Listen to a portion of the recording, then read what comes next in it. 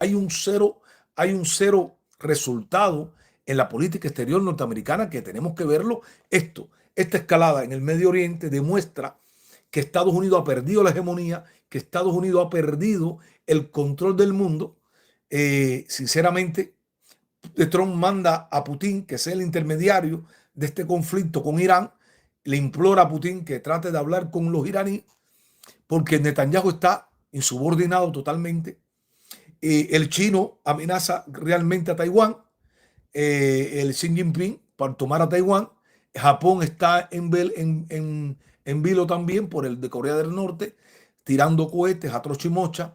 Hay cosas, hay un vocabulario muy bélico, hay tremendos problemas internos e externos como consecuencia, siempre digo, de la política interior de los Estados Unidos.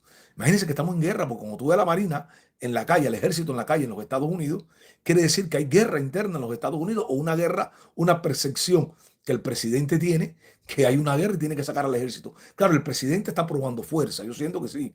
Ahí me disculpan los amigos, pero yo siento que el presidente se está probando fuerza.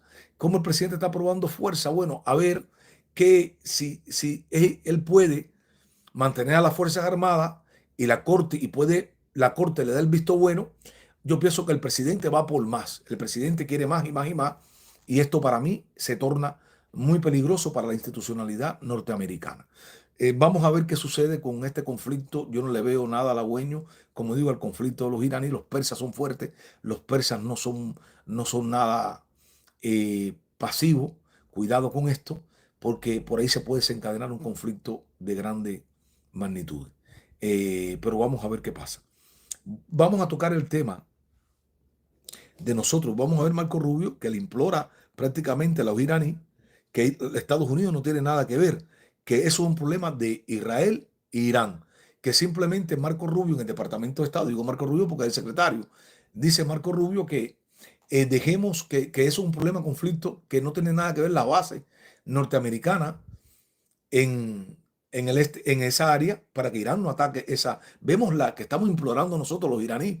No, yo pienso que los iraníes también llevan una respuesta como los rusos, como Putin. Estamos dando señales de debilidad realmente en los Estados Unidos y vemos que el poderío o la guapería que hay de toda esta gente, decimos en el alcohol popular, es debido a que me decía mi papá siempre, el viejo me decía, que tiene que haber un policía en el mundo. Claro, como hay policía en los barrios, tiene que haber un policía en el mundo. Porque el viejo me decía, imagínate el mundo, el viejo estaba muy claro. Imagínate que estos tipos de ahí, de esta área también, fueran los policías del mundo. ¿Y por qué fue esta conversación con el viejo mío? Bueno, esta conversación con el viejo mío se torna en el momento de la guerra de Irak y la guerra del Golfo, que yo en esta cosa propagandista del régimen cubano, año 91, cuando empiezan esto, yo estaba en la seguridad personal y había un ambiente en el cuarto ejército de los iraquíes y nosotros en Cuba, tú sabes, que los americanos, fíjense cómo es la cosa. O sea, el viejo me siente, el viejo siempre me acuerdo que el viejo siempre me ponía en mi lugar, me ponía a pensar.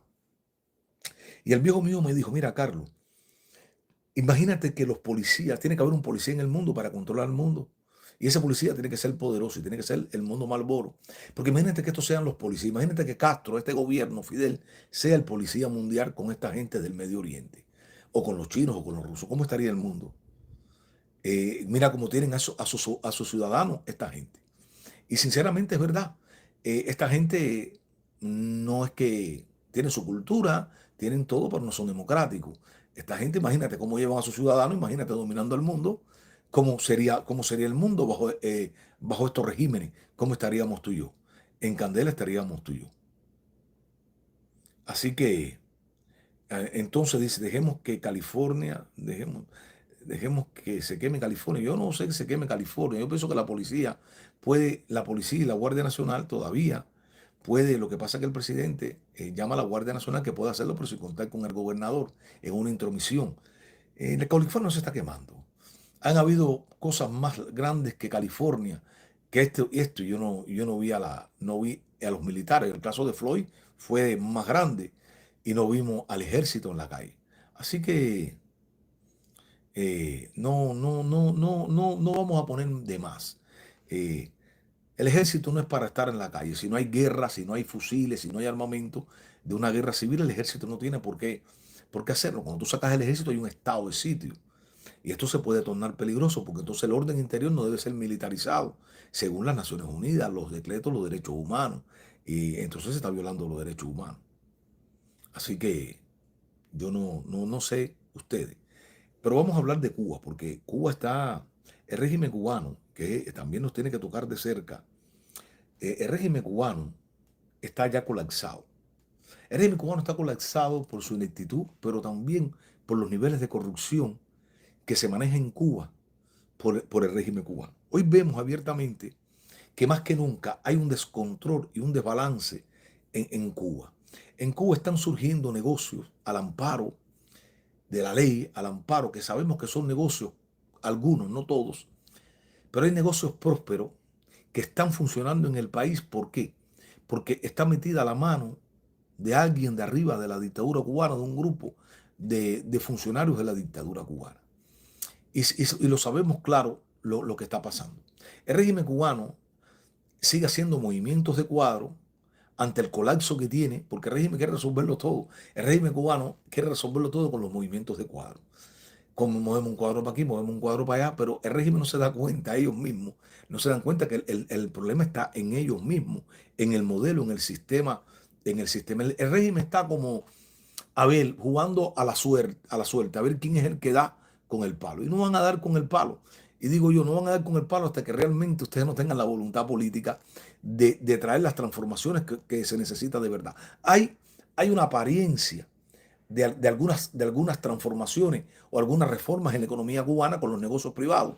Fíjense que ahí en Montebarreto hemos visto la proliferación de negocios muy lucrativos, sushi y bien hecho. Eso está a unos niveles del carajo, pero no está al alcance del cubano. La inflación que hay en el país no está al alcance de todo el cubano que pueda ir a esos lugares, a pesar de que vemos los conciertos, el inicio del verano con los artistas reggaetoneros. Se llenó, no sé, tú dices, bueno, ¿cómo se llena esto de jóvenes cubanos? Bueno, nadie sabe cómo funciona eso. El cubano siempre se la está ingeniando para vacilar, para ir a los lugares y llenar estos tipos de conciertos. Ahora, el régimen quiere mover cuadro. Movió a esta muchacha, fíjense, esta muchacha con un trabajo pésimo. Claro, esta muchacha es amante, tengo que decirlo, es amante de Ojeda. Y Ojeda, como está haciendo lo mismo que Machado Ventura. Esta muchacha de la juventud que fue a Panamá y dijo que era rica, que ella podía pagarse el salario y que la pasaron por Matanza eh, como primera secretaria de Matanza, un desastre al frente de Matanza, y la pasan para Las Villas. La pasan para Las Villas a dirigir el partido de Las Villas. Su amante, el señor Ojeda, no quiere defenestrarla. Y Canel, y lo mismo que hizo Castro con Machado Ventura y Bárbara Castillo, le pasan la mano y la dejan.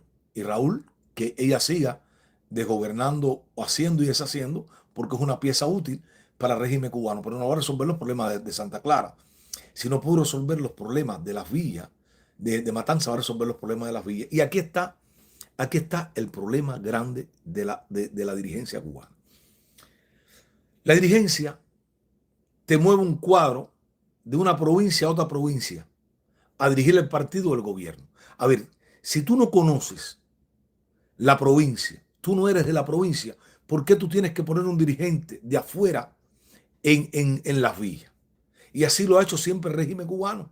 ¿Por qué? Porque tú estás poniendo personas ahí que no tienen nada que ver con la ciudadanía, con la provincia. No conocen la esencia de la provincia, no conocen nada de la provincia y tiene gente de la provincia y él no tiene el control de la provincia, de la corrupción, de la gobernabilidad de la provincia. O sea, el primer error del régimen por año ha sido poner en las provincias a gente de afuera, a ocupar puestos de afuera. Ahí es un error garrafal del régimen cubano, eso de años, desde Fidel Castro. Y ahí empieza el primer eslabón y el primer problema de la dictadura cubana. Que hay una ingobernabilidad en estos momentos, hay tremenda ingobernabilidad en Cuba. Nadie sabe cuál es su misión, nadie sabe realmente hacia dónde va la economía cubana. Están viviendo al día, están los negocios, las importaciones de carros y de cosas, la están manejando un grupo de altos funcionarios cubanos, y que esto trae como consecuencia la corrupción abismal y el desmadre que tienen esta gente en el país.